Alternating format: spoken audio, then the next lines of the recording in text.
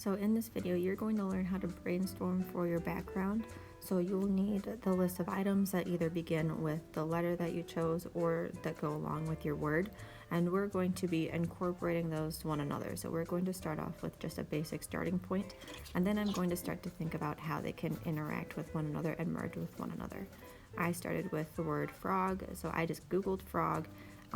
You're going to be using any Googling source that you can have. And it's just a great starting off point to just look up what you're going to be drawing.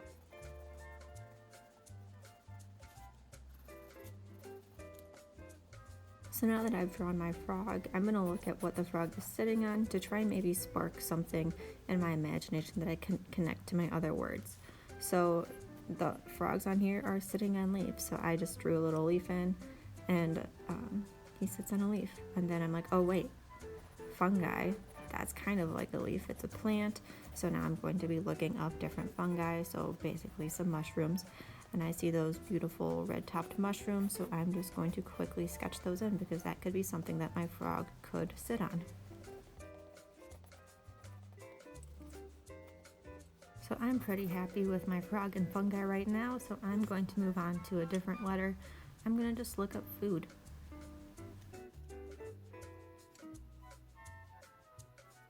I initially went in just trying to find foods that also begin with F, so that's why I started to draw some French fries, because that goes along with the letter that I chose. So if you're doing the word, you can also find objects that just go along with the word that you chose.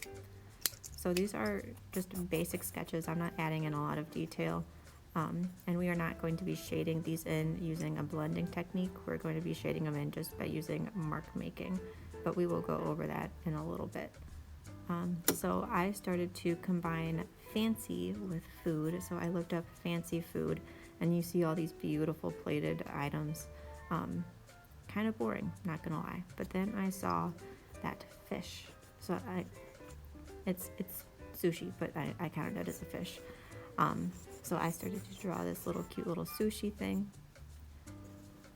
as you see right here, because sushi does count as fish. It does, kind of.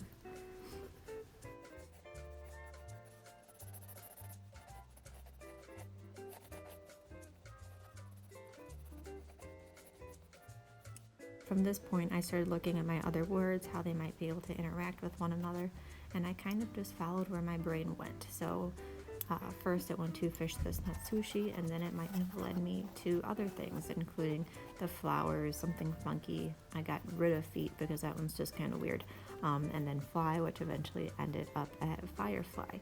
So this step is basically just drawing out the objects kind of how you would want to. They aren't really illustrated, they are illustrated, they aren't a lot of detail, and they are slightly cartoonish because that is what we're going for a background. Our hand is very realistic, and we're going to have a juxtaposition in this piece, which means that the hand itself is completely rendered, it's completely beautiful, and the background is going to be something that's completely opposite. Juxtaposition are things that don't necessarily go together, but artists make it work, just like we're going to make this work. So your background is going to be slightly more cartoonish. For your background, I do want an odd number of objects, so about 7 is always a good number, but you can also do more than that. I don't want any less than 7 on your background sketch, because it's good to have options. You can always take stuff away, or when you're in the process of actually making your background, you can always add more things on. But we will be going through that in the next round. This step is basically just sketching out some generalized ideas and just going with the flow.